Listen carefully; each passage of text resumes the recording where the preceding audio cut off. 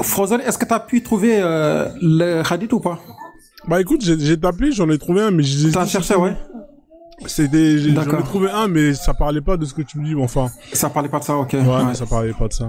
Bah écoute, ouais, je ferai le mieux de mon côté. Et puis, là, j'en ai déjà pas mal sur ce point-là. Alors, monsieur 1, t'es tombé sur la science islamique. Donc, du coup, qu'est-ce que tu peux nous dire dessus, hein? En gros, la science, hein, c'est parce que t'as des versets, t'as des sourates, hein, qui te parlent de la science médicale ou, enfin bref. Qu'est-ce que tu peux nous dire dessus sur ce sujet-là? Monsieur Frozum, voyez-vous que la science islamique qui nous parle par exemple de la terre qui soi-disant est comme un tapis, qui est plate, ou alors du sperme qui sera fabriqué sur le landau, tout ça est une science illusoire. En réalité, cette science n'existe pas. Ça n'existe pas du tout. Parce que si vous me poussez à parler de ce qui n'existe pas, c'est de me pousser à argumenter sur ce qui ne peut pas apporter un plus à la conscience ou à la moralité d'un individu. Je pourrais tout simplement dire que par rapport à la science islamique, parlons plutôt de la vraie science. De la science qui est basée sur la rationalité, le bien-être de l'être. Je te donne un exemple très simple. Aujourd'hui, nous avons dans les hôpitaux ce qu'on appelle la table technique. Et sur cette table technique, la table nous permet de faire des opérations et d'améliorer la vie des êtres humains. Et qui peut faciliter et améliorer même l'espérance de vie d'un être humain. Mais lorsqu'on retourne dans ce que l'islam nous apprend quoi? La science islamique est une croyance.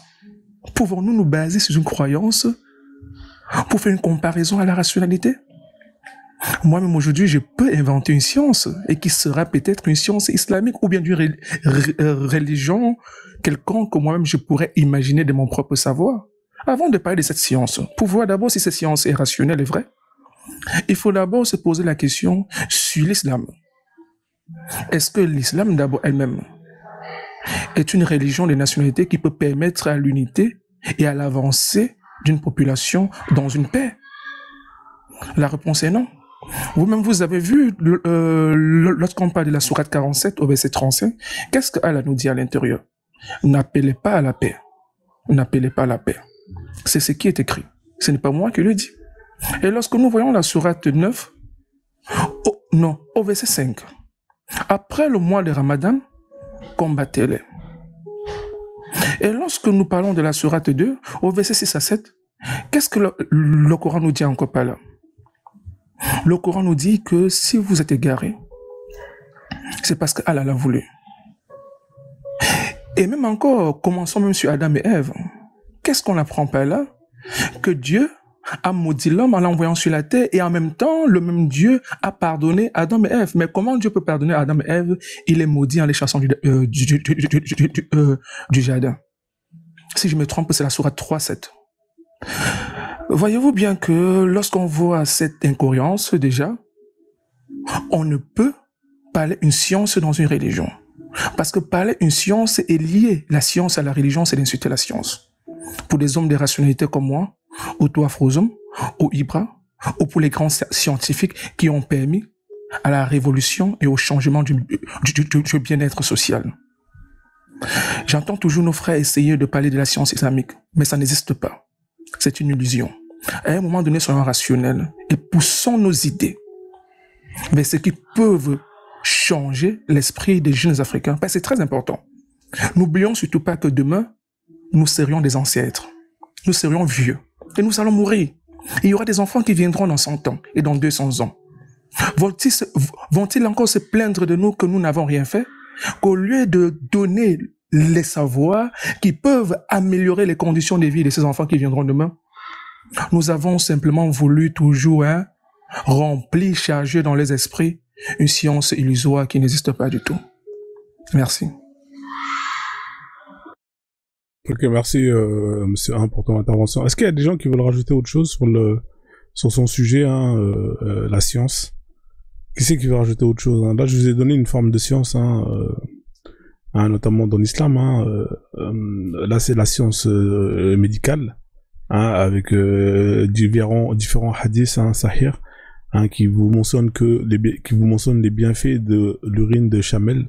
Hein, donc là, vous voyez, vous avez un bédouin qui part à la source, hein, aller se procurer cette fameuse eau, hein, miraculeuse. Hein, voilà cette image. Hein, donc, est-ce qu'il y a des gens qui veulent rajouter autre chose ou pas sur ce sujet-là? Allez-y. Non, moi je pense que je vais tourner la roue après. Non, parce que la science, il y a quelque chose, moi je connais. C'est pipi de chamel. C'est que ce là-bas, il n'y a pas de scientifiques. C'est du n'importe quoi là-bas. Parce que là, les cerveaux étaient bloqués dans le courant. Donc ils n'ont pas pu chercher, ils n'ont pas pu avoir des scientifiques, ils n'ont pas pu faire de grandes recherches. Chaque peuple avait ça, que ce soit le noir, les blancs, les chinois, ils ne sont pas plus mieux que tout le monde. Voilà, chaque peuple avait des scientifiques, mais il faut travailler, faut faire des recherches. Mais les cerveaux, ils ont été bloqués dans le courant. Pareil que nos frères musulmans arabes noirs qui sont en Afrique, pareil. Tout ce que tu demandes, c'est ma sourate en verset temps. Allah dit ça, Coran dit ça. Ça, c'est des sciences. Je pense qu'il n'y a rien à faire, il n'y a rien à dire là-bas. Peut-être.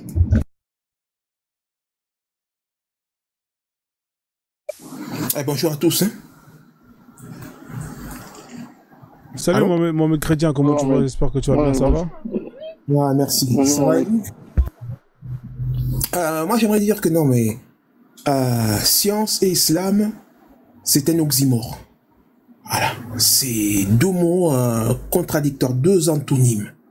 Comme l'a dit Monsieur 1, il a rappelé que dans le Coran même, il est écrit, hein, pour les gens qui ne savent pas, que le sperme de l'homme vient des côtes. Erreur vraiment monumentale. Et tout le monde sait, hein, c'est une connaissance basique, hein. En tout cas je l'espère. En tout cas aujourd'hui on sait que c'est produit dans les testicules, dans les glandes testiculaires, c'est ça qui synthétise le sperme. Donc c'est une erreur déjà catastrophique, désastreuse, voilà, qui disqualifie déjà l'islam. Ensuite on a parlé de la platitude de la terre, hein, qui est évoquée dans le Coran même. Une erreur encore désastreuse, catastrophique. On sait bien évidemment, aujourd'hui, grâce à la science, à la technologie, à l'astronomie, au télescope, bien évidemment que la Terre est sphérique. Et même, quand bien même on n'utiliserait pas les télescopes, mais par logique, on sait que, on voit bien que les étoiles sont sphériques. Donc, par cohérence, bien évidemment, la Terre est sphérique. Comment voulez-vous que toutes les planètes soient sphériques et que, au milieu de tout cela, la Terre soit plate? Quelle bêtise! Ah, mais une pizza, c'est rond, non? Ouais, c'est un disque, c'est un disque, mais c'est pas sphérique. Ah, mais je veux dire, ça se trouve, les étoiles qu'on voit, c'est comme une pizza, mais qu'on voit de face. D'accord, mais bon.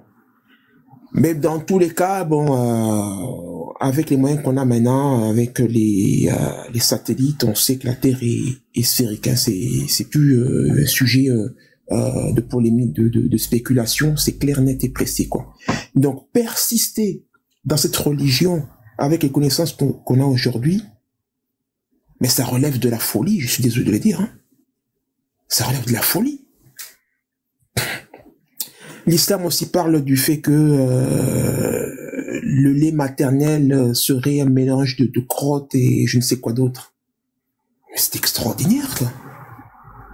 Et on veut nous inviter... De sang et d'excréments. Voilà, de sang et d'excréments. Quand même, voyons. Quand vous lisez ça, quand même, ça doit vous amener à disqualifier cette religion. Toute personne intelligente et qui n'est pas lobotomisée, islamopétée comme j'aime dire, mais comprend que c'est totalement faux et devrait disqualifier encore une fois cette religion-là. Donc ceux qui persistent, ce sont les gens, je suis désolé de le dire, soit des ignares, voilà, qui ont besoin vraiment de s'instruire des connaissances quand même basiques de l'époque actuelle, quoi.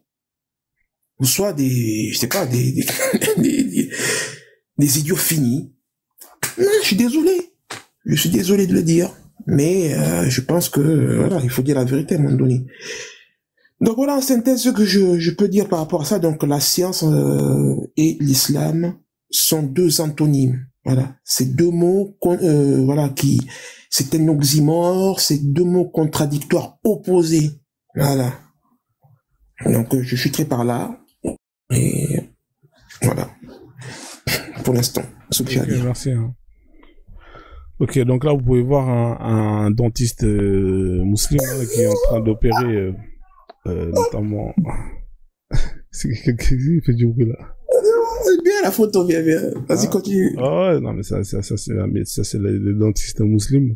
Hein, voilà, donc tu vois là il sort de la mosquée et il est en train d'opérer.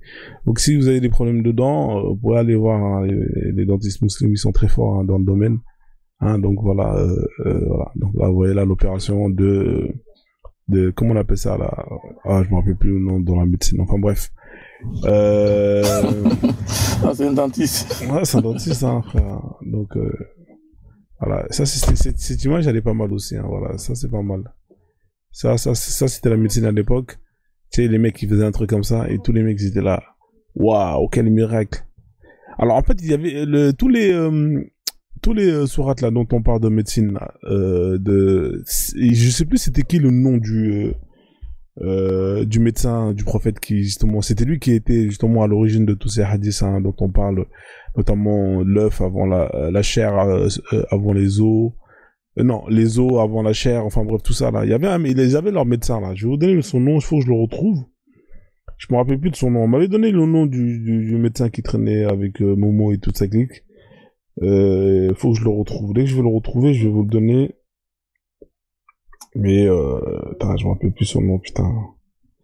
Dès que je vais vous retrouver son nom, vous allez voir, je vais vous donner. Hein. Faut pas croire que tous ces trucs-là, c'est pas tombé comme ça. Hein. Il y a toujours un médecin qui est là, un mec, un pseudo-médecin. C'est lui qui donnait tous les bails à la con. Vous avez parlé de la piste de Chamon aussi, excuse-moi. Ouais, on a parlé de Laurent Deschamel. Hein. Ça soigne le cancer, apparemment. Oh non, quel désastre. Quoi. On sait très bien que la piste, c'est des déchets, quoi. C'est rempli d'ammonium, d'ammonia. C'est toxique. C'est pour ça que les reins filtrent ça et sortent ça, éjectent ça. Et eux, voilà, juste parce que c'est écrit dans le Coran, allez, c'est bon, c'est validé. Donc en fait, tous ces livres-là, je peux même extrapoler et généraliser. Tous ces livres-là, en fait, très rapidement, sont là en fait pour donner caution. C'est une interface en fait. Comment dire? Si je disais directement aux gens que boire la piste de Chamon c'était bon, ils ne me croiraient pas. Mais si par contre je passe par l'intermédiaire d'un livre soi-disant révélé divin, là c'est ça. Il faut un hadith, c'est ça qu'il te faut, un hadith sahir. Dès que tu mets le hadith sahir, c'est comme moi je pense que c'est des placements de produits tout ça, tu vois. C'est comme quand tu vois, c'est de la publicité à l'époque, à mon avis, le mec qui vendait du porc, il a pas voulu faire son placement de produit, ou il était en litige avec Mohamed, donc au final Mohamed il a puni, tu vois, il a dit bon écoute, tu fais chier, voilà, on va interdire le porc et puis comme ça plus personne va consommer chez toi. Donc voilà, là vous avez des gens qui ont fait des placements de produits pour la piste de Chamel, hein, sûrement il y avait un mec qui avait sa marque, hein, il a donné un billet, quoi encore, voilà, tu vois, il y a plein de gens qui viennent et ils ont fait leur placement de produit, tout simplement. Donc voilà. Je pense qu'on a fait le tour hein, pour la médecine. Hein. Il y a des livres hein, sur la médecine prophétique. Hein. Je sais plus c'est quoi le livre. Hein. Attendez, je vais vous le trouver. Il y a un excellent livre. Hein. On vous explique les différentes techniques pour vous soigner. Hein. Alors, médecine islamique. Et franchement, ce livre, il faudrait l'acheter. Hein. Image, médecine islamique, voilà, il est là. Ouais, c'est ce livre, La médecine prophétique. Alors franchement, il coûte 18 €. Hein, on vous dit comment vous soigner de tout. Hein. Franchement, si vous l'achetez, vous allez vous taper des barres de rire. Mais ça existe. Hein, c'est-à-dire que si vous avez mal, si vous avez le cancer, on va vous dire prenez du miel, ou si vous mangez cette date d'origine de la Mecque, hein, vous savez, il y a des dates hein, de la Mecque. Si vous voulez manger cette date chaque matin, hein, bah vous allez pas. Si vous prenez du poison, vous allez pas crever. Je sais pas si vous êtes au courant, il y a un hadith sur ça. Hein, et si on vous attaque par la magie, bah vous êtes protégé. Hein, Ce qui est quand même marrant que le prophète même, qu'il est mort de ça. Il est mort du poison. Donc, c'est pas possible. Ouais, je vais vous trouver le hadith là. Dans les 7. C'est 7 dates qu'il faut prendre le matin. 7 dates, Médine. Alors, c'est les dates d'Ajwa, voilà, c'est ça. Ouais, là, je vais vous le lire. C'est un hadith sahih. Attention, là, c'est très très sérieux. Alors, lui, il a fait un bon placement de produit, hein. Parce que là, je pense que ces dates-là, ils doivent coûter une blinde au jour d'aujourd'hui. En plus, on vous en demande de manger 7 par jour. Ouais, les dates d'Ajwa. Les dates d'Ajwa ou Ajwa est uniquement cultivé dans la région de Médine en Arabie. En effet, en islam, il est rapporté que le prophète Nahana aurait lui-même planté le palmeraie permettant de pousser cette variété de dates sur la Terre Sainte. Alors, vous voyez, hein, c'est pas n'importe quelle date. De nos jours, les dates de Médine est très facile à trouver. En effet, cette fameuse date est récoltée chaque année en mois de mai ou en octobre. Et ensuite, donc moi c'est la hadith. Alors, quels sont les bienfaits? La date d'Ajwa enferme énormément de bienfaits. Ça s'en bat les couilles. Ça, ils sont comme ça, là. C'est ces dates-là, là. Ça coûte très très cher. Manger 7 dates par jour, vous voyez? Regardez, c'est pas moi, je dis rien. Hein. Moi, la hadith, il est là. C'est un Sahih Muslim et hadith rapporté par Boukhari dans le Sahih Muslim 57-69 et dans le Muslim 20-47. Écoutez bien, hein. Celui qui déjeune le matin avec cette date d'Ajwa, aucune sorcellerie ni poison ne lui pourra nuire durant cette journée. C'est-à-dire que il y a des gens qui croient à ça. Hein. Alors, il y a des gens, ils ont fait les cons, ils ont fait les tests, ils ont pris cette date le matin et ils sont partis boire du poison. Donc les mecs, ils sont morts, hein, bien évidemment. Et ça, c'est un hadith sahih. Donc, allez faire le malin. Hein, voilà. Si vous croyez à tout, vous devez croire à ça. Donc, ceux qui veulent faire les choses, moi, je vous mets au défi de prendre cette date le matin et de prendre du cyanure. On va voir si vous allez être protégé. Hein, voilà. Donc, et ce qu'il faut remarquer aussi, toutes les plantes recommandées là, il n'y en a pas une qui pousse en dehors de l'Arabie, quoi. Il n'y a pas prenez 2 pommes par jour pour soigner une plaie ou, je sais pas, papaye, pastèque. Il n'y en a pas. Donc tout, ça tourne enfin, c'est des plantes connues, quoi, dans le milieu, en fait. Voilà, donc tout ça, ça doit quand même révéler, quoi, que c'est des trucs humains, quoi, que c'est des œuvres humaines. Tout simplement. Voilà, donc, ouais, effectivement, ouais. Donc voilà, 7 dates par jour et vous êtes protégés, les gars. Ah, voilà, donc allez acheter ça c'est, comme je dis, un placement de produit, c'est des dates comme ça. Donc, mais il n'y en a pas beaucoup, hein. Ça part comme des petits pains. Hein. Depuis que le mec il a fait ça, il a mis dans le tampon, hadith sahih, ça y est, ça part comme des petits pains. Les mecs ils consomment ça et ils y croient. Hein. Ils y croient. Mais comme tu l'as dit, hein, le mec il est mort empoisonné. Hein. Parce qu'il les a pas mangés en fait. Tu vois ce que je veux dire? Il y en avait plus, c'était plus la saison où il a terminé le dernier. Où il en avait peut-être mangé 6 ou 5. En tout cas, il y a une réponse à ça. Hein, comme il n'a pas assez mangé, et bah, tant pis pour lui, il est mort empoisonné. Hein. En plus, comme il n'a pas en plus mangé ces 7 dates, et que lui qui, d'habitude, la viande lui parle, hein, parce que vous savez que lui, la viande lui parle, hein, lui dit Bismillah quand il mange et tout. Genre, t'as de la bouffe sur la table qui lui parle. Ah, Bismillah, le mec il est en train de manger, la bouffe lui parle. Il marche dans la rue, t'as des rochers qui lui parlent. Bref. Mais là, malheureusement, la viande qui devait lui prévenir, elle l'a pas. Mais il est Rachid El Jaï. Oui, mais comment ça se fait que la viande qu'il mangeait, la viande, elle lui est pas parlé en disant que non, attention, le prophète, faut pas me manger. Elle était empoisonnée, la viande, elle a pas pu parler, c'est pour ça. La viande était morte, elle pouvait plus parler. Il a redit son méfier. Je pense que quand tu vois toutes ces analyses-là, tous ces trucs-là, tu sais pas avoir un cerveau en fait pour comprendre que c'est de la manipulation pure et simple. C'est tellement facile à comprendre que non. Ceux-là, c'est du mensonge. C'est du mensonge. Tout ce qu'ils sont en train de raconter. Tu sais, moi, les livres, que ce soit le Coran, une fois qu'il y a un seul contradicteur, c'est fini. On doit tout remettre en cause. Tout, de début jusqu'à la fin. On ne cherche pas plus loin. On doit tout remettre en cause. Puis je vous ai dit que c'est parole divine. C'est parole d'un créateur. Une fois qu'il y a un euro, il y a une contradiction, on doit tout remettre en cause. Tout, de début jusqu'à la fin. C'est que rien n'est clair. Il y en a qui disent non, tel a dit ça, c'est pas bon, tel verset là, c'était de contexte. Une fois qu'il y a ça seulement dans une parole divine, c'est que ça sert à rien de continuer avec. Moi, c'est comme ça, je vois. C'est tout. Non, vraiment, l'islam, hein.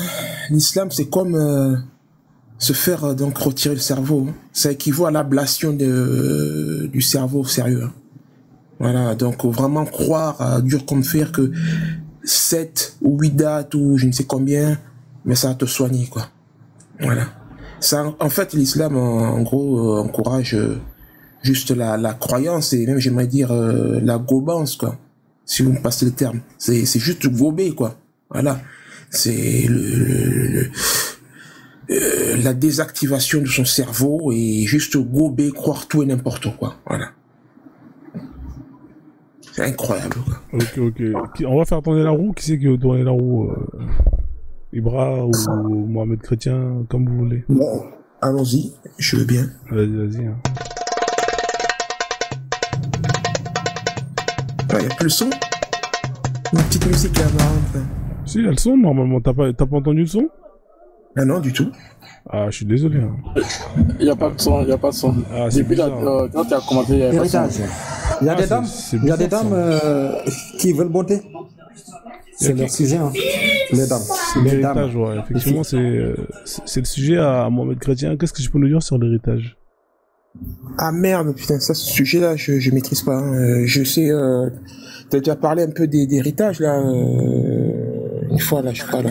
Que les femmes... héritage, c'est bien pour les femmes, hein. Héritage, c'est bien pour les femmes. Mais là, nous sommes des hommes ici, mais Allah est généreux avec nous, hein. Donc, il a tout donné pour nous. Mais c'est pour les femmes qu'elle ça sera curieuse de voir une femme musulmane, hein, parler de l'héritage, hein, vu que... Voilà.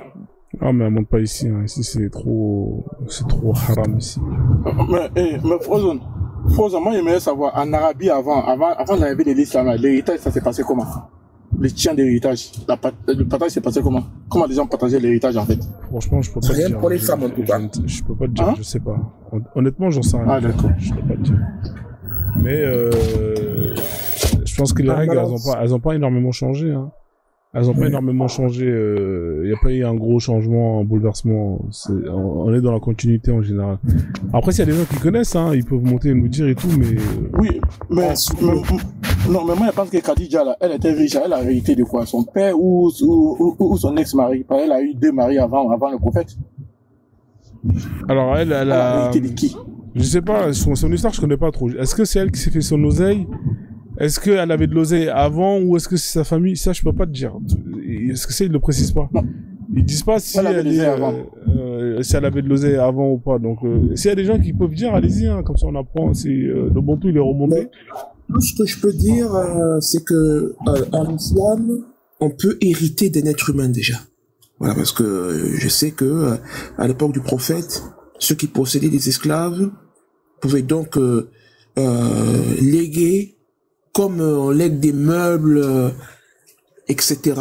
Donc leurs esclaves à leurs descendants immondes. Voilà. Et je sais également que les femmes sont extrêmement défavorisées, hein, concernant l'héritage. Mais qu'elles ne reçoivent quasiment rien, aussi ce n'est rien. Voilà ce qui me vient à l'esprit pour l'instant. Alors, juste vite fait, j'ai pas beaucoup de temps, désolé les frères. En ce qui concerne l'héritage pré-islamique, alors il y a des questions qui se posent parce que en ce qui concerne Khadija s'est mariée 2 fois. Donc elle avait déjà eu des maris avant, elle s'est remariée et on sait que c'est le dernier, hein, le premier, bon c'est pas trop, mais le dernier il est mort. Et de ça, Khadija est citée comme étant une riche marchande. Donc, ce qui voudrait dire que à la mort de son mari, alors on ne sait pas si l'oseille que Khadija a fait, est-ce que c'est l'héritage de son mari ou pas. Tout ce qu'on sait, c'est qu'elle était riche et à la mort de son mari, elle a bien gardé sa fortune. C'est que normalement, selon l'islam, hein, la fortune est censée être repartagée. Ça veut dire que normalement, c'est le père, du moins un masculin dans la famille, soit de son homme, soit du côté de Khadija, qui aurait dû bénéficier d'une partie de l'héritage, du moins qu'elle avait. Alors, ce qu'on sait, c'est que Khadija, elle a gardé sa fortune, hein, parce que quand Mohamed, ce jeune homme qui a un peu à la Macron et Brigitte, quand il a rencontré Khadija, elle était riche, elle avait de l'argent, après le décès de son dernier mari. Donc, elle a bien gardé sa fortune. Son père étant vivant, je ne crois pas qu'on a dit que les maris, du côté de son mari, a réclamé quoi que ce soit. C'est qui nous démontre que bien avant l'islam, bah finalement, ces questions d'héritage, de partage étaient déjà faites avant. Ça veut dire que les femmes gardaient bien l'héritage. Donc finalement, le prophète n'a rien ramené de nouveau. Parce que si c'était le cas, à la mort du mari de Khadija, bah normalement c'était un homme du côté de sa famille qui aurait dû récupérer la fortune de Khadija, quoi. Donc il y a des choses qui ne correspondent pas. Parce qu'ils vous disent que finalement c'est le prophète qui a ramené ça, bah non. Le prophète, n'ayant pas d'argent, c'est lui qui est parti épouser une femme riche. Hein. Donc il y a également des questions concernant ce mariage, dont le père a été rendu ivre pour pouvoir faire ce mariage. Dans les hadiths, c'est raconté. Le père de Khadija ne voulait pas de Mohamed parce que c'était quelqu'un qui était, on va dire, c'était un vaurien. Il avait pas d'argent, il faisait quasiment rien de sa vie, il faisait des petits bricoles de gauche à droite. Et lui voulait d'autres prétendants pour sa fille. Donc Khadija va inviter Mohamed, je crois, avec son oncle, et ils vont donner de l'alcool à son père. Hein. Ce qui est curieux quand même, c'est que le prophète va assister à une soirée alcoolisée, hein, donc un peu comme une petite teuf, hein, à la maison avec sa copine. Du moins, c'était pas sa copine encore parce que le père ne voulait pas. Et ils vont saouler le père de Khadija. Ils vont lui donner de l'alcool. Il va être bourré et dans cette nuit, finalement, ils vont se faire leur mariage avec un témoin qui était son oncle, je crois. Donc, il y a des questions franchement qui se posent et voilà, c'était juste une petite parenthèse vu qu'on parlait de l'héritage. Effectivement, selon l'islam, l'héritage aujourd'hui, c'est l'argent doit être distribué. L'argent doit être distribué partie de ces. C'est les 3/4 hein, qui reviennent aux femmes, donc c'est divisé et que ça revient à la femme. Par contre, les hommes de la famille, que ça soit ton petit frère ou ton grand frère, ben finalement c'est lui qui va hériter de la majorité de l'héritage. Voilà. Ok, merci en tout cas pour ton explication. Merci pour l'histoire. Pour ajouter sur ce que le Bantou a dit, bon, il faut préciser qu'avant la charte islamique aujourd'hui n'existait pas à l'époque de Khadija. Khadija, lorsque elle a hérité de son feu mari, de son ancien mari, la charte islamique n'existait pas encore. Et Mohamed, selon l'islam sunnite, n'était qu'un employé, un ouvrier, il travaillait pour Khadija. Hein, c'est pas moi. Et voilà. Et voyez-vous que non loin de ça, pour se marier, parce que lui, il était un pauvre type et le père de Khadija trouvait que sa fille était trop âgée pour marier un petit jeune homme de son âge, parce qu'on estime son âge à plus ou moins 25 ans. Voilà, 25 ans, à l'âge que Khadija avait déjà plus de 40 ans. Donc, on trouvait déjà qu'elle était déjà un peu trop vieille pour un petit garçon. Donc, et son père voulait que elle épouse un homme à la tranche de son âge, ou même plus âgé que lui, et son père avait des prétendants de la tranche d'âge qui pouvaient épouser Khadija, mais elle ne voulait pas, comme c'était, selon l'islam sunnite, elle est une gouga, elle aimait les petits garçons, elle voulait encore se faire rajeunir par le zizi des petits garçons, et c'est comme ça qu'ils ont saoulé le père de Khadija, et le prophète était là, il assistait à tout ça, et il a participé au plan d'action pour rendre le père de Khadija ivre, et celui-ci étant ivre, il a autorisé et béni le mariage contre sa propre volonté à lui, sur la volonté de l'alcool. Et voilà comment est né plus tard, quelques années plus tard, l'islam. L'islam est né quelques temps plus tard après. On se pose donc la question, est-ce que c'est dans la vraie révélation de Dieu, vu que il a utilisé la mauvaise méthode pour épouser une femme alors que la famille de la femme n'était pas d'accord, parce qu'il n'a pas épousé la bonne méthode, vu que Dieu est infiniment bon et infiniment généreux. Il n'était pas musulman encore. Il n'avait pas reçu la révélation à cette époque-là, donc ça comptait pas. Donc, on va conclure que Dieu a utilisé un pécheur, une mauvaise personne, un mauvais personnage pour apporter sa religion au peuple. Merci. La fin justifie les moyens. Bonjour à tous ceux, toutes celles qui viennent de monter. Georgia, comment tu vas? Bienvenue à toi. Je voulais rajouter. Vas-y, Ibra, si tu veux rajouter quelque chose, vas-y. Oui, moi, je pense que c'est cette histoire d'alcool où le père, on a dit son beau-père était alcoolisé. Et pour faire le mariage. Donc, ça veut dire l'alcool déjà existait avant. Donc, ça veut dire c'est eux. Khadija connaissait déjà l'alcool. cette histoire des révélations qui vient derrière, est-ce que le gars n'était pas soudé pour venir nous raconter des bêtises à sa femme? Parce que c'est pas cette histoire d'alcool qu'ils ont donné déjà à son père pour pouvoir se marier. Ça veut dire qu'il y avait un truc d'alcool qu'elle connaissait c'est juste à la maison. Je dois partir, mes frères. Merci moi, je pense pour ton passage. Hein. Merci, frère. Oui.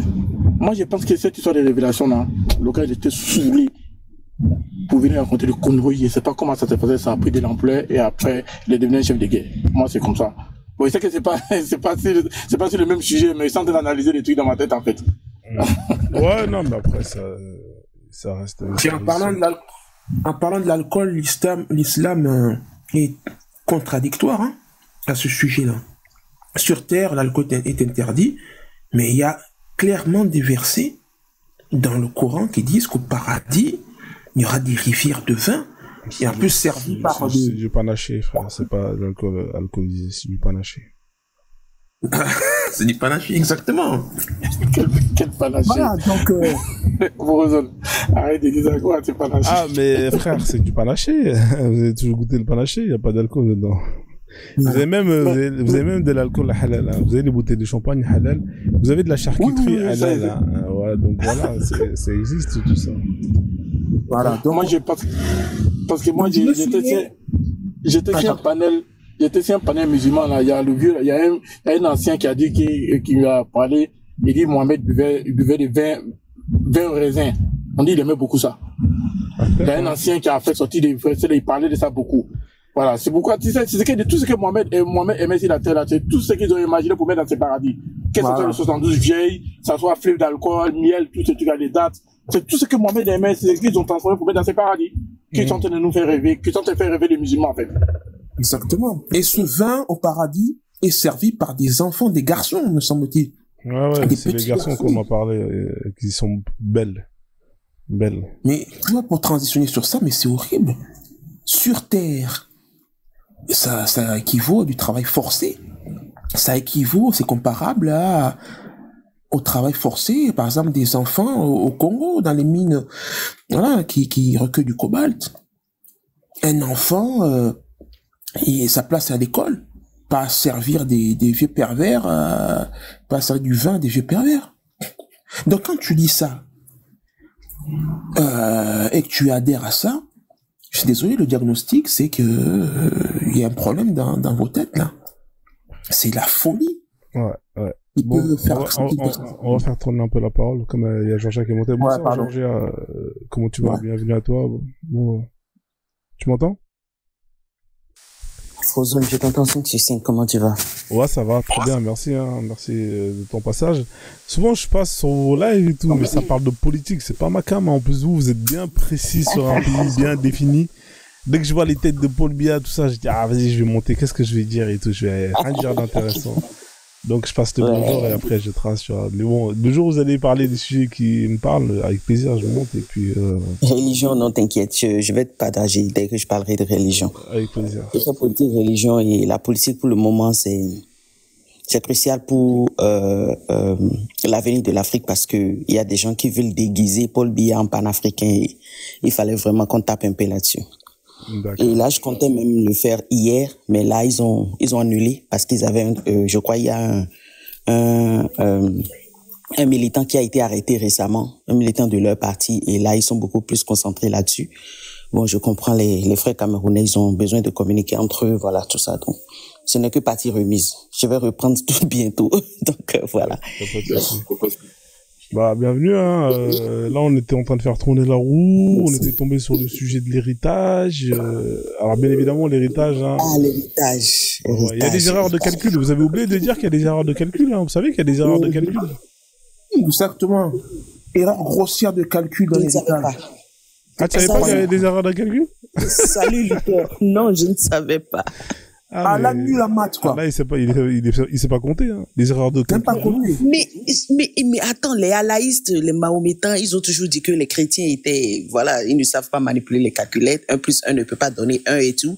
Mais il y a aussi des calculs, des problèmes de calcul dans leur Coran. Ah non, mais c'est des erreurs de ouf. Jusqu'à que c'est l'homme qui corrige. Oh non, c'est pas possible. Allah, comment il fait? C'est pas compté. Comment Allah fait pour faire des erreurs? Pas très Akbar, hein, il est un peu Akbar, un peu. Non, mais vraiment. Hein. Je suis venu voir. Allez, dis-moi alors l'erreur, s'il te plaît. Ça va me faire un les erreurs, ils sont... Alors, j'ai cherché la vidéo. C'est pour ça que j'étais en train de naviguer et tout. Je sais plus sur quelle chaîne. Il y a un gars sur Internet qui t'explique trop bien les erreurs de calcul. Et je l'avais repris sa vidéo. Mais quand je vais la retrouver, je vais vous la mettre. Hein, parce que moi, je mets les vidéos que à partir de TikTok. Comme ça saute pas. Mais si je la trouve pas, je la mettrai. Mais c'est en fait, on te donne des cas. On va te dire, par exemple, dans une famille où t'as un homme, une femme avec 3 enfants, un tel, quand le daron il va mourir, un tel il va avoir un tiers, l'autre 2/6, etc. Et à la fin, quand t'additionnes tout, bah tu dois arriver à 100%. Bah en fait, en fonction de certains cas, et bah tu vas arriver à des 120%, à des 150%. Donc quand les gens ils se sont rendus compte de ça, t'as les califs, parce que les gens ils venaient voir le calife, ouais mais on a appliqué ce qui est écrit, pourquoi est-ce que ça dépasse? Et à un moment je crois qu'Omar il disait bon comme c'est comme ça, dès que ça commence à dépasser, bah ceux qui devaient avoir le plus là, tant pis pour eux, tu vois. Et t'en as un autre qui a dit il faut qu'on modifie. Souvent justement ceux-là c'est les femmes, très souvent. Ouais. Et c'est les femmes qui sont les plus méprisées dans l'histoire et c'est comme ça. On partage d'abord aux hommes et voilà, et le reste maintenant le déficit de Allah, on va faire subir cela aux femmes. Exactement. Et voilà. Malheureusement. Non, il y a plein de vidéos dessus. La fois que je la retrouve, il y en avait une qui était vraiment bien, qui t'expliquait tout. Alors... Tu as vu la vidéo où il y avait une femme voilée qui tremblait, je crois que c'était en Palestine, ou je sais plus si c'est en Arabie Saoudite, ça doit être en Palestine. Elle tremblait et dit, vous ne pouvez pas savoir quelle chance vous avez d'être né homme. Chez moi, tu peux pas sortir, tu peux pas parler aux voisins, tu peux rien faire, juste parce que tu es né une femme. Elle tremble et pleure. C'est clair. Il y a une autre récemment où c'est un peu comme la vidéo que tu avais publiée là où j'ai partagé, ils ont failli péter nos comptes là, tu te souviens? Ouais. J'ai vu une autre récemment, c'est en train de tourner sur Facebook où la dame elle a légué tout un hyène, s'il te plaît. C'est ça on dit, un hyène ou une hyène, comment? Je me perds dedans, mais l'hyène quoi, l'animal quoi. Ouais. Et l'animal lèche la fille noire et elle pleure, elle crie, elle tremble. C'est terrible. Et la vidéo tout naturellement sur Facebook. C'est pour ça que les femmes arabes nous courent après, hein, à nous les noirs, hein, parce que vraiment, en islam, vraiment la femme, c'est une malédiction de naître femme en islam. En nous, elle trouve des gens marrants, intelligents, instruits, artistes, tu vois, mais tout ce que le musulman moyen n'a pas, quoi. Hein, le musulman moyen, lui, bien évidemment, il méprise la femme, c'est un objet, tout ça. Et moi, je somme ça pour dire, bon, j'ai déjà eu des copines arabes, là, bon, voilà, elles me disaient ça, hein. C'est que là, vous êtes différents, vous êtes plus respectueux des femmes, vous êtes plus marrants, vous êtes meilleurs aussi sous la couette. Ça en fait beaucoup, hein, quand même, hein, mais malheureusement, voilà.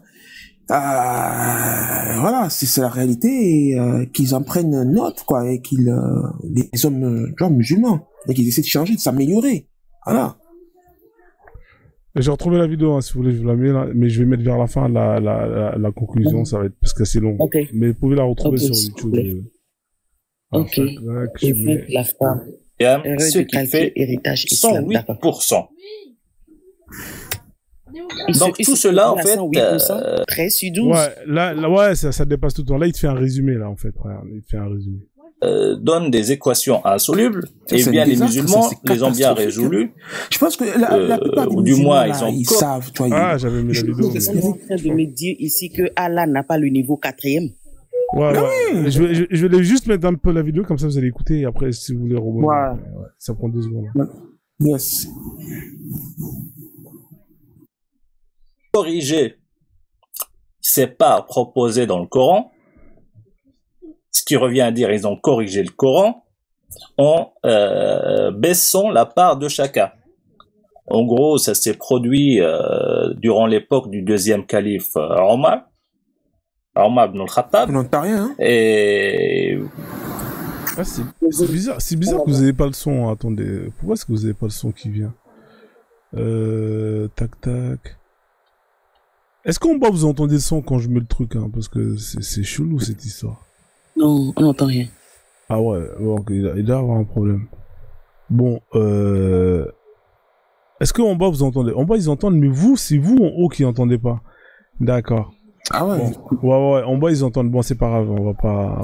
En tout cas, la vidéo, pour ceux qui veulent la voir, vous tapez erreur de mathématiques hein, du Coran. Vous allez voir, hein, il vous explique tout. Et là, ce qu'il vous disait, c'est que c'est le deuxième calife, parce que quand justement on a commencé à mettre en place l'héritage, au bout du deuxième calife, les gens ils venaient déjà se plaindre. Et en gros, Omar, il est venu, il a dit bon, comme c'est comme ça, on corrige le Coran. Et puis il y en a un autre qui a dit non, on peut pas corriger le Coran, comme c'est comme ça. Dès qu'on arrive à 100%, on arrête. C'est-à-dire que ceux qui sont censés avoir le reste, tant pis pour eux. Tu vois, ils ont proposé plusieurs solutions et tout. Mais c'est dommage que la vidéo ne marche pas et tout. Mais en tout cas, l'erreur, c'est une erreur terrible. Les mecs, ils sont cons, tu vois. C'est pas des mathématiciens. Et c'est pas la seule erreur hein, de mathématiques hein, dans ce livre. Il y a plein d'erreurs de mathématiques. C'est pas des mecs qui sont pas très forts en maths. Hein.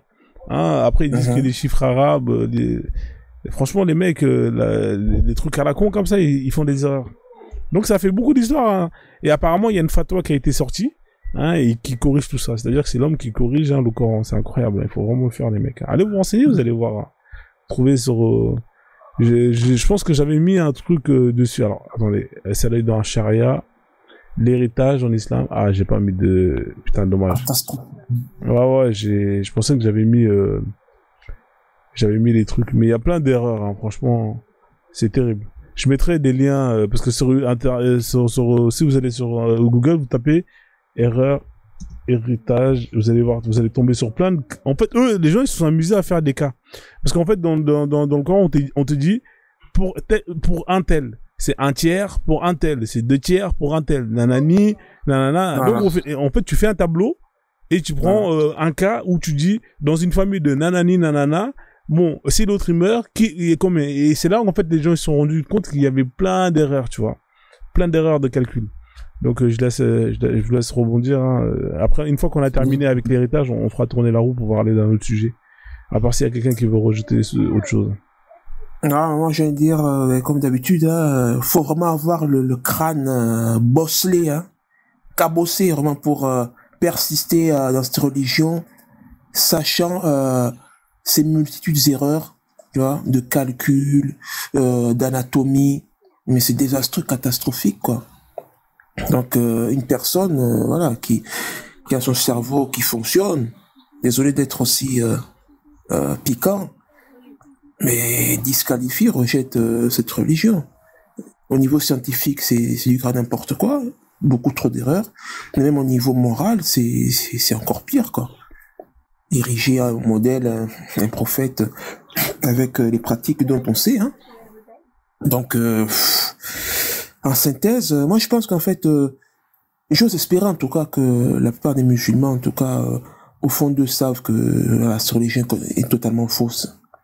La seule chose qui les fait persister dedans, c'est juste l'ego, hein. L'ego, voilà, d'avoir un prophète issu de leur communauté, parce qu'au final, rappelons que pour la plupart leur vie est basée sur cette religion-là, hein, elle tourne autour de cette religion-là, elle est construite dessus. Donc si vous retirez cette religion, qu'est-ce qu'il leur reste? Il leur reste rien, donc ils seraient totalement déboussolés, perdus, l'amour-propre, la fierté s'effondrerait, passer donc, imaginez une seconde, passer de la communauté dont est issu le dernier prophète à un prophète charlatan, et ainsi de suite, hein, c'est vraiment une ascenseur émotionnelle et catastrophique. Donc quelque part je peux les comprendre par rapport à ça, d'essayer de garder la face en persistant dans une religion qui est totalement fausse, quoi. Elle est fausse non pas à 100% comme j'aime le dire, mais à 10 000%. Ça ne fait aucun doute qu'elle est fausse. C'est une impasse, c'est une perte de temps pour les gens. Ça leur empêche d'avancer dans la vie. Ah, c'est clair. Alors du coup on va faire tourner un peu la parole. On va quitter le sujet. Bon, donc là, j'ai trouvé quand même pas mal de sites où, mais bon, ça, je vais pas développer, sinon on va rester longtemps sur l'héritage. Alors, on va faire tourner la roue, ou sinon, il y avait la sœur qui est montée, Nganga Kisi, c'est ça, hein, si je me trompe pas. Tu voulais, tout à l'heure, tu nous avais parlé de de statue de Jésus en position en Katchana Baby avec un mec. Est-ce que tu as pu trouver dans des églises Notre-Dame, est-ce que tu as pu trouver le lien comme ça, tu m'envoies, je montre. T'es là, Nganga? Oui, je suis là. Oui. J'avais pas de réseau tout à l'heure, j'essayais d'ouvrir mais ça marchait pas. S'il vous plaît, tapotez en bas aussi pour stabiliser le live. Merci. Tout à l'heure, mon frère Mohamed vient de parler de homosexualité, c'est que la religion musulmane a apporté, et il a mentionné le nom du Congo. Alors, il y a aussi un gay ici sur TikTok que j'avais entendu son témoignage. Ok, moi précisément, je suis de l'Est du Congo aussi, je suis de l'Équateur et je suis aussi de Kisangani, donc un parti de Kisangani et un parti de l'Équateur. D'ailleurs, d'abord, bonjour Georgia. Et je connais à peu près cette problématique que nous avons aussi au Congo par rapport à l'homosexualité de genre musulmane et tout consort. Le musulman, déjà, premièrement, quand ils sont arrivés au Congo, ils ont castré beaucoup de hommes. Beaucoup de hommes.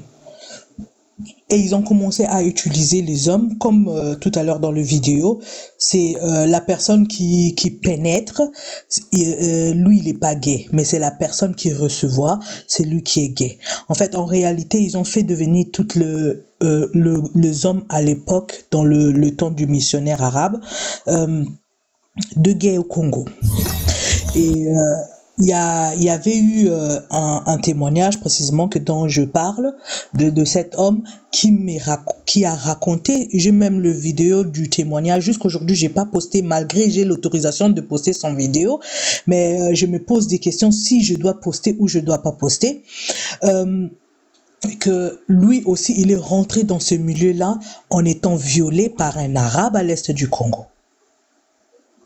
Ok, et il avait témoigné ça sur TikTok. Il pleurait même d'ailleurs quand il est arrivé dans ce moment-là.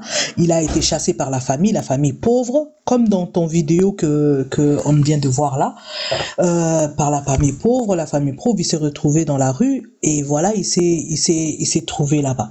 Et dans ce monde-là, quand il est rentré dans ce monde-là, dans le monde des Arabes, des Blancs à l'est du Congo d'ailleurs, qui sont en train de voler là-bas, qui couchent avec nos jeunes gens.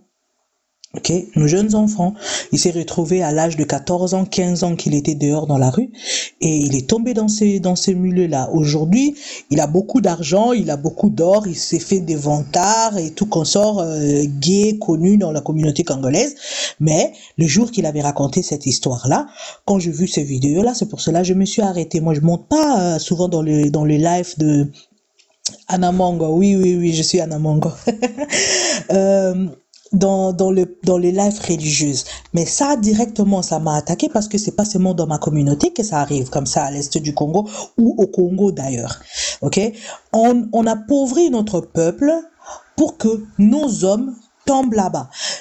Ok? Nos hommes vont tomber là-bas. En fait, nos enfants pauvres vont tomber là-bas et ils vont leur utiliser. Ils vont leur utiliser et tout ça, c'est l'utilisation de tout ça. Il y a une stratégie derrière. On ne fait pas ça pour rien. Il y a une stratégie derrière. Et la stratégie est de garder le nombre de la population sous-peuplée pour dominer. La religion, c'est la domination. C'est la domination sur un peuple ou sur une communauté. C'est pour cela la religion a été créée. Ça n'a rien à voir avec un Dieu qui habite au ciel, ou un Allah qui habite au ciel, ou un Hachem qui habite au ciel. Il n'y en a pas. Le Congo est divisé par plusieurs... Pardon, papa? J'ai dit excellent, continuez. Oui. Il y a pas un Dieu qui existe là-bas, là-haut, là-bas, qui nous attend avec des milliers de femmes ou je ne sais pas quoi, avec des promesses ou quoi que ce soit. Archi faux. Même quand vous lisez la Bible ou vous lisez le Torah précisément, parce que moi j'ai quitté le judaïsme, vous lisez le Torah, vous allez voir que ces dieux-là qu'on essaye de nous présenter, c'est un humain.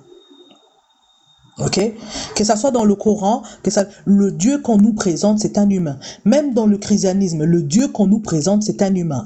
Un Dieu qui se fâche, un Dieu qui est colérique, un Dieu qui est langue en colère et tout consort, un Dieu qui a de démons, hein, des démons de Dieu, et tout ça là. Ça montre le humain qu'il est.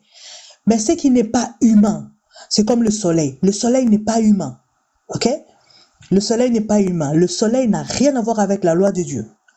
Ok? La nature n'a rien à voir avec la loi de Dieu. Dans toutes les espèces de nature qui a que nous avons trois races de l'humanité, la race d'humains, la race de plantes et la race des animaux, c'est le même stratégie. Ok? C'est le même loi. Ok?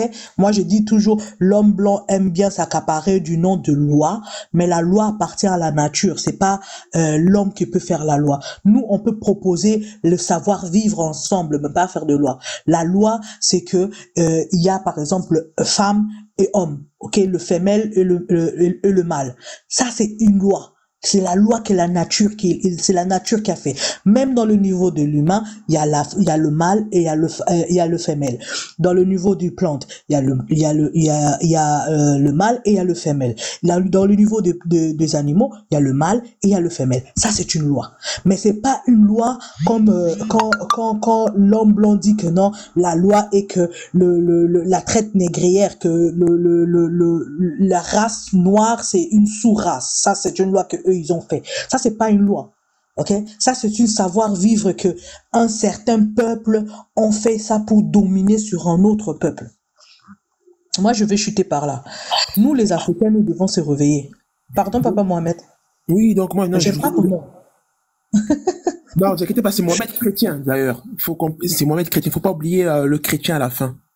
C'est justement c'est pour me moquer d'eux, là, parce que quand je suis dans les panels, je vois souvent les musulmans dire que Jésus était musulman. Donc, du coup, moi, je me suis dit, bon, on va dire que Mohamed est chrétien, donc, du coup, pour un peu se moquer.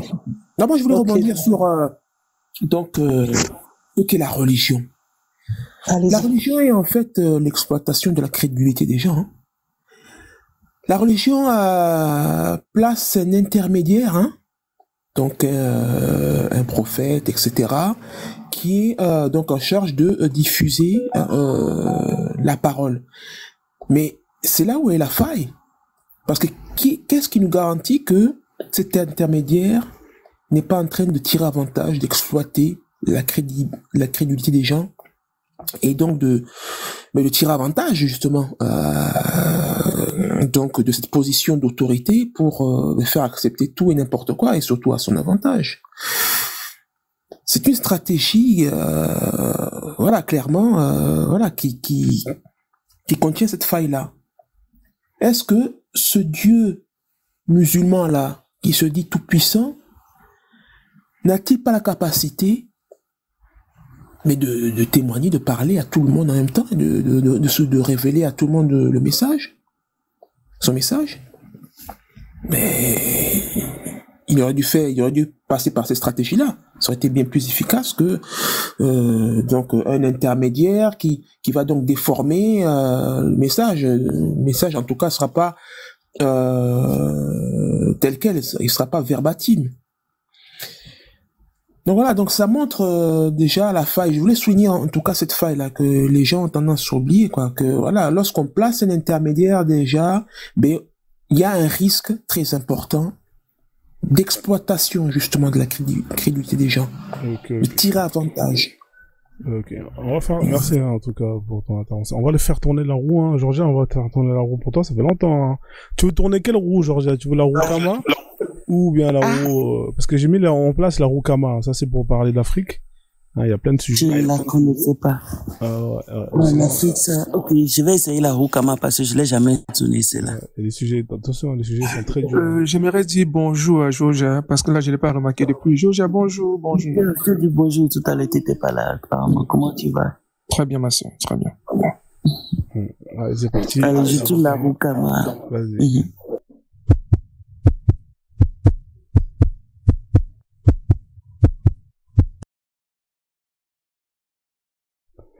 Ok, voilà, dommage, vous avez pas le bruit, hein.